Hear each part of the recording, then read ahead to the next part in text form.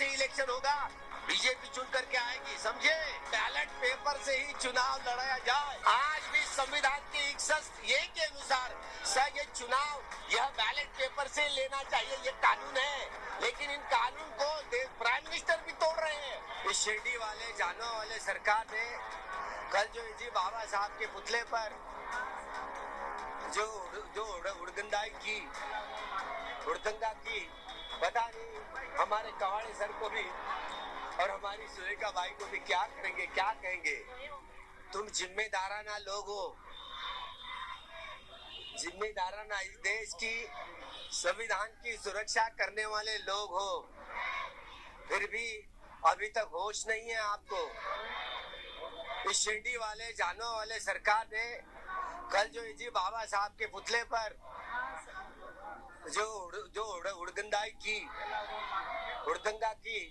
पता नहीं हमारे कवाड़े सर को भी और हमारी सुरेखा बाई को भी क्या करेंगे, क्या कहेंगे?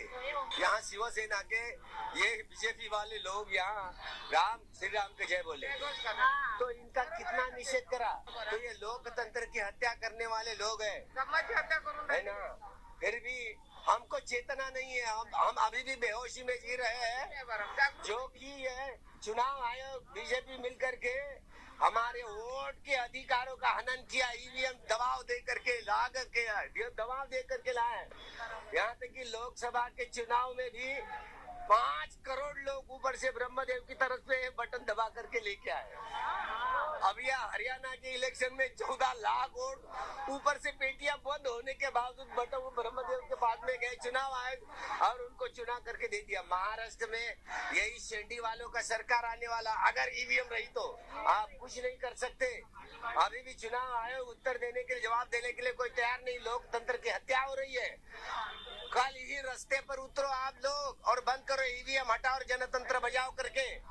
अगर सुप्रीम कोर्ट में इतना मतलब ये उन लोगों ने, चाहे वो चंद्रचूड़ हो सुप्रीम कोर्ट का, जितने 7 जो कुर्सियों के पावर वाले जो सुप्रीम कोर्ट के सर न्यायाधीशों, उन्होंने और इस देश का प्राइम मिनिस्टर सभी अपने अपने प्रोटोकॉल तोड़ दिए। वो यहाँ एक सर न्यायाधीश है जिनके पत्नी ने अपने घर में गणपति बिठाया था, और ये नरेंद्र मोदी को मालूम हुआ तो बिना बुलाए मेहमान हुए। काय सांगाल की काय झालं?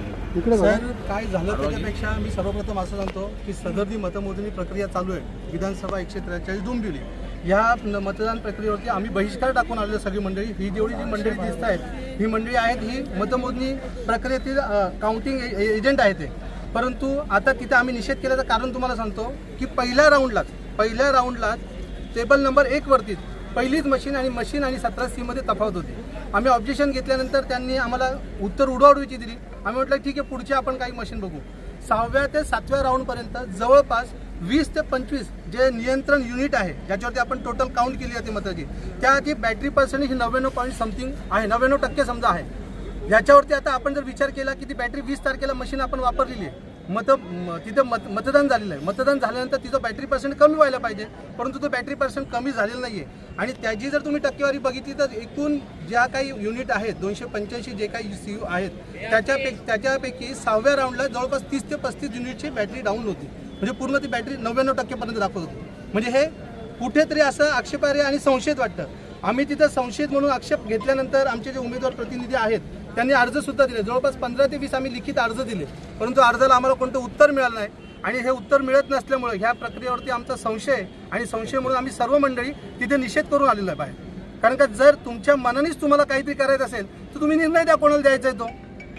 मशीनमध्ये गोंधळ आहे, मशीनमध्ये गोंधळ आहे 100% म्हणजे 100% गोंधळ आहे। आणि बाहेर आल्यानंतर बाकीचे पण कुठे काही बघतोय ना तर याच्यावरती पूर्ण 100% 1001% सांगतो मशीनमध्ये गोंधळ आहे। आणि हा गोंधळ त्यांनी कुठल्या पद्धतीने केला असेल सत्तेचा पूर्णपणे उपयोग केलेला आहे, हे सगळे जनता बघते। आणि हा आम्ही स्वतः आता अनुभव घेतलेला आहे। एवढ्या मशीनमध्ये एक मशीन तर directly machine not in use दाखवत होतं, त्यानंतरही त्यांचे अधिकारी येऊन ते परत बटणं दाबतात, परत चालू करतात। याचा अर्थ काय समजायचा आम्ही? तुम्ही अर्ज, माझं नाव प्रमोद गोपीनाथ कांबळे, मी शिवसेना उद्धव बाळासाहेब ठाकरे या पक्षाचा कक्ष जिल्हा प्रसारक असून डोंबिवली येथील विभाग प्रमुख आहे। आणि सध्या मी इथं निवडणूक प्रक्रियेतील मतमोजणीतलं एजंट आहे। त्याचे व्हिज्युअल घे सगळ्याचे। आमची गाडी आम्हाला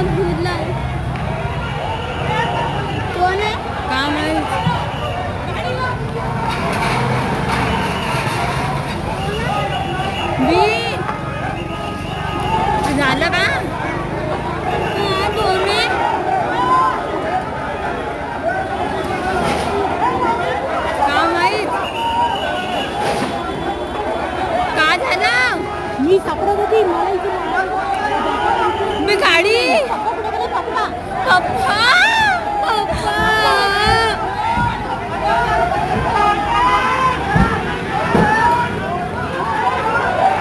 अरे झालं काय हमारे शोध कोतवाली पुलिस स्टेशन में यानी कि महल में अभी भी खबर मिली है कि यहाँ ईवीएम मशीन अवैध रूप से पकड़ी गई है।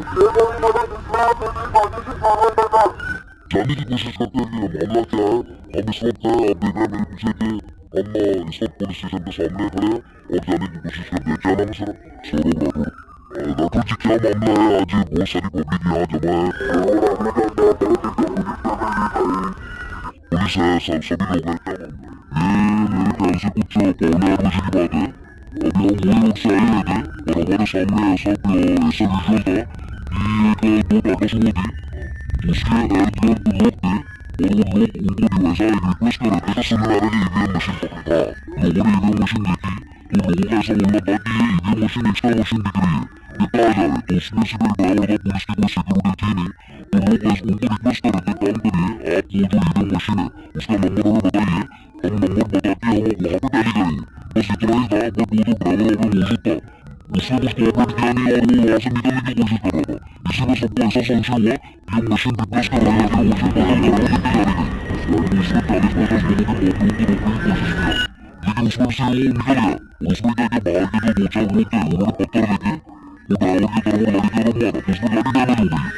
बस इतना ही है। और उसके अलावा मैंने सुना है कि इसने बात किया कि मंदिर पे जातिवाद हुआ है, मंदिर को पत्थर मारे, ऐसा वहाँ पे कुछ भी नहीं हुआ है। ये मैंने आपको देखी क्या मतलब हमने वो देखा है स्पॉट वो मौजूद थे, वहाँ पे मौजूद थे। अब कैमरा में देखेंगे हम वहाँ पे दिखेंगे आपको। क्या लग रहा है आपको कि कैसे मामला सामने है? मामला कैसा है कि वो लोग वहाँ पे पूछ रहे थे कि आप वो जो मशीन लेके जा रहे हो अब वो हमको नंबर बता दीजिए, हम वो टैली करेंगे, बस और कुछ नहीं। उनका कुछ भी उनको परेशान कर रहे हैं, गाड़ी को रोकने का, गाड़ी को वो ड्राइवर को मारने का, ऐसा कोई भी उनकी कुछ ऐसे किससे मारा नहीं, वो तो सब लोग पब्लिक को उनको पता नहीं, बट लेकिन लोगों की पब्लिक थी तो लोगों को ऐसी क्यूरियोसिटी थी कि आप कोऑपरेट क्यों नहीं कर रहे। आप हमको वो गाड़ी कहाँ से निकली थी? गाड़ी बस ये चौक से निकली थी, वो मशीन ड्राइवर मशीन थी, और ये चौक से बस 100 मीटर की दूरी पे 100-150 मीटर की दूरी पे ये हुआ है। ये मशीन कहाँ जा रही थी आपको क्या लगा? मशीन अभी एक्चुअली वो जा कर रही थी ऊपर से विदाउट पुलिस प्रोटेक्शन कहाँ जा रही थी। तो ये लोगों को डाउट हुआ, लोगों ने पूछा कि ये गाड़ी कहाँ जा रही है, अरे मशीन आप कहाँ लेके जा रहे हो? ठीक है, आप मशीन अगर गाड़ी की अपनी वोटिंग की मशीन है तो फिर आपको पुलिस से रोड क्यों नहीं है? फिर भी आप अगर जा रहे हो तो उनको बस वो नंबर बता दो, ईवीएम का नंबर बता दो। इतने नहीं हुआ कि उसमें से एक भी वो ड्राइवर जो था चलाने वाला उसने कुछ कोऑपरेट किया नहीं और अपने गाड़ी में कितने लोग एक ही आदमी था ड्राइवर, और क्या हुआ ना वो पूरे 40-50 लोग घेर के गए थे गाड़ी को। तो वो उसमें उनको यही बोल रहे थे कि आप रुकिए बट उसको निकलना था, तब तक वो गाड़ी वाले को मार नहीं रहे थे। बट जैसे जाने लगा और उनकी बातें जो डिमांड कर रिक्वेस्ट कर तो उसको कोऑपरेट नहीं करने लगा, तब उसको बाकी लोगों को संशय है कि ये चोरी कर रहा है, ये अदला बदली कर रहे हैं, या तो कहीं लेके जा रहे हैं। ये कौन आ सकता है? ये इस पे अभी हम बता नहीं सकते, लेकिन वहाँ पे बहुत से लोग वहाँ पे बाजू के भी मुझे आपने दिखे कि वो शटर वगैरह दुकान वगैरह बंद करने आए, जो भी ये सब बनता हो फिर शायद कुछ हाथापाई में लेकिन देखा क्यों हुआ यहाँ पे इसके पीछे। और वो सब तो बताइए मामला, लेकिन अभी तो शायद बीजेपी की गवर्नमेंट थी वहाँ पे, ये हुई थी मशीन। पीछे का जो है पीछे का सीट वो तो कोई बड़ी नहीं थी, वो पीछे वाली थी, वो ऊपर वाली थी। आई थिंक 10 से 15 होनी चाहिए, इससे कम मिनिमम 10 से 15। अभी क्या नाम है आपका? सौरभ राठौर। सौरभ राठौर आपको देखिए हाल बता रहे हैं हमको कि इधर पुलिस चैनल पे थे, एक गाड़ी में गाड़ी कौन सी सुमो थी, सुमो में 10 से 15 ईवीएम मशीन अवैध रूप से खड़ी है। देखिए कैसा है, अभी वहाँ पे ना वो 1 मिनट का मामला था, वो घेर के थे, उसमें मैं तो लोगों के पीछे खड़ा था और उसमें वो भागे आगे, लोगों ने एकदम भाग रहा था तो उसको पत्थरबाजी किया, उसमें देखा गाड़ी को लगे, गाड़ी का कांच फूट गया, वो शायद गाड़ी आगे जमा है अंदर पुलिस स्टेशन में, तो आपको पूरा सुविधा हो जाएगा, पकड़ने आ गई गाड़ी।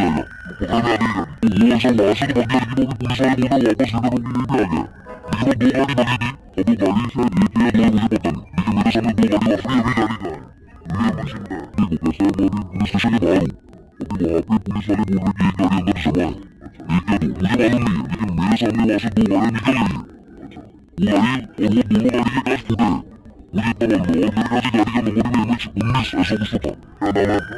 सौरभ राठौर। तो सौरभ राठौर ने हमें आंखों देखी है कि मौजूद थे वो स्पॉट पर। बताया जा रहा है कि सुबह में 10 से 15 ईवीएम मशीन कहीं जा रही थी, ड्राइवर अकेला था, कोई था नहीं, उसको पकड़ा गया, उससे पूछा गया लेकिन उसने बताने से इनकार कर दिया। फिर पब्लिक जमा हुई और दोनों पार्टियां, यहाँ कांग्रेस भी और बीजेपी की, दोनों भी पार्टियां इस थाने में मौजूद है। इस वक्त मैं महल में हूँ। लगातार हम आपको जो सीधी तस्वीरें दिखा रहा है ENN24 न्यूज पर लगातार बनी रही है।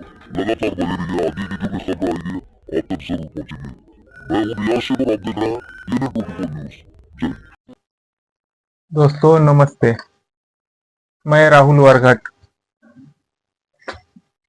महाराष्ट्र में 20 तारीख को चुनाव हुए और 2 दिन बाद उसके नतीजे आए। नतीजों में महायुति जीत पड़ी, तो हमारा दायित्व है कि हम महायुति को वेलकम कहें और हमारी और लोगों की शुभकामनाएं उन्हें दे।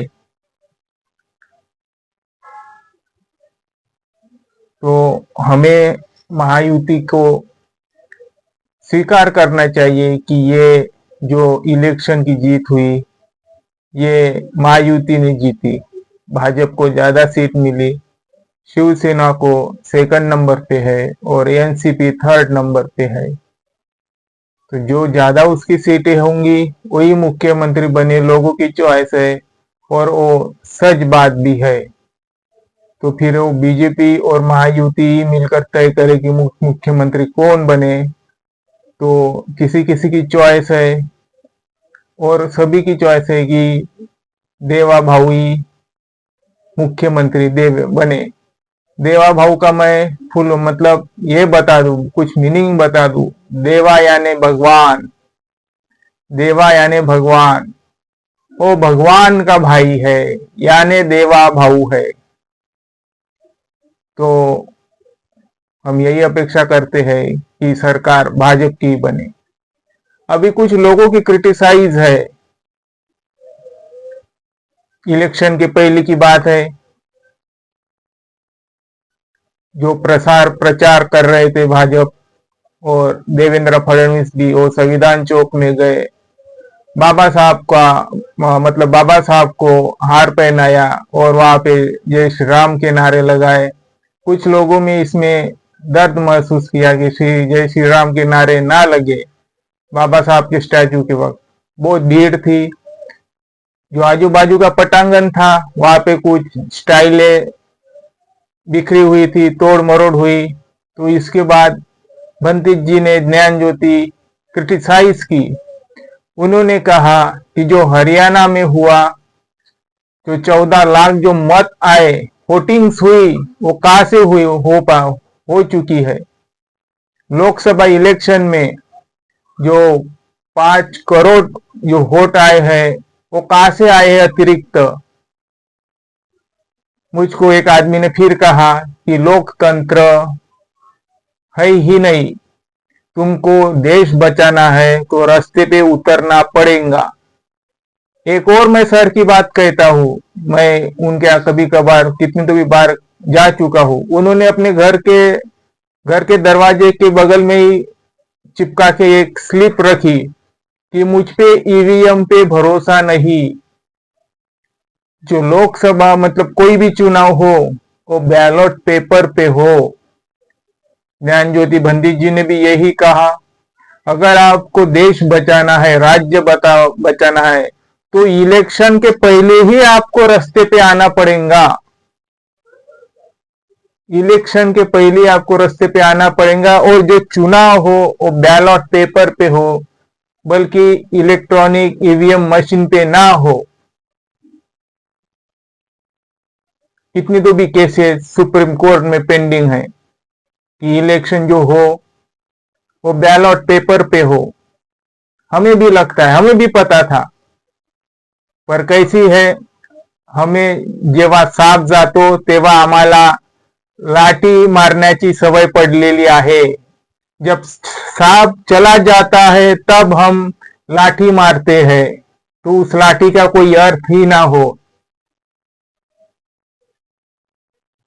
कोई बोलता है कि झारखंड में जो हेमंत सोरेन की सरकार है वो जीत पाएंगी, पर हमें महाराष्ट्र को ही टारगेट करना था, तो हमें उसे भी जिताने के लिए कुछ बड़ी बात नहीं है, क्योंकि उत्तर प्रदेश के बाद महाराष्ट्र में सबसे ज्यादा सीटें हैं और यहाँ से ही सेकंड नंबर पर जो विधानसभा के मेंबर है वो संसद में चुने जाते हैं।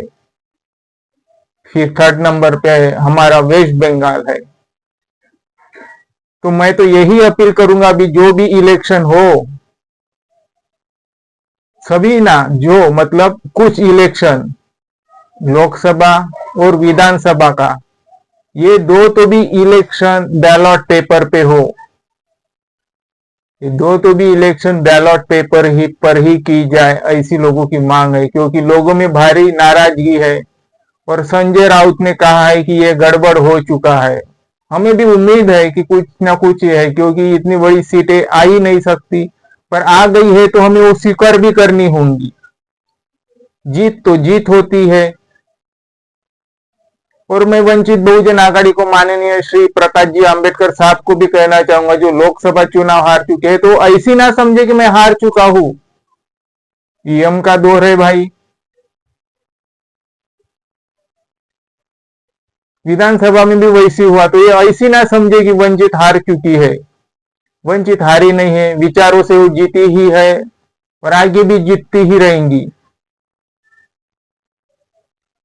मेरा दोस्त, मैं जो उस ग्रुप से कनेक्ट हूं, उसने मुझसे कहा कि जो ईवीएम की कुछ मशीनें हैं वो छपड़ी है, तो ये सच है कि नहीं हमें पता नहीं, पर लोगों का कुछ वहां पे दो इनोवा जैसी कार थी, उनको घेरा डाल दिया और कुछ झड़पें हुई, फिर दोनों भी इनोवा निकल चुकी।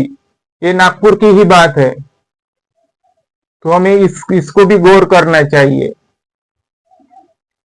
क्योंकि मैंने कितनी तो भी बार कहा है कि कंटिन्यू 2-3 बार सरकार आना ये शायद इस युग के लिए इम्पॉसिबल है, पर पॉसिबल भी हो सकती है। कंटिन्यूस भाजपा सरकार, ये लोगों के भी मन में थोड़ा डाउट है।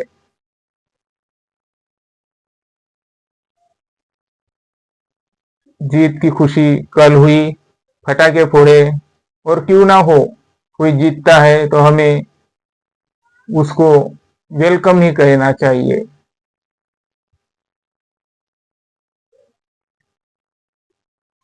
और जो कुछ है वो हमें एक्सेप्ट ही कर लेना चाहिए। आज के लिए इतना ही।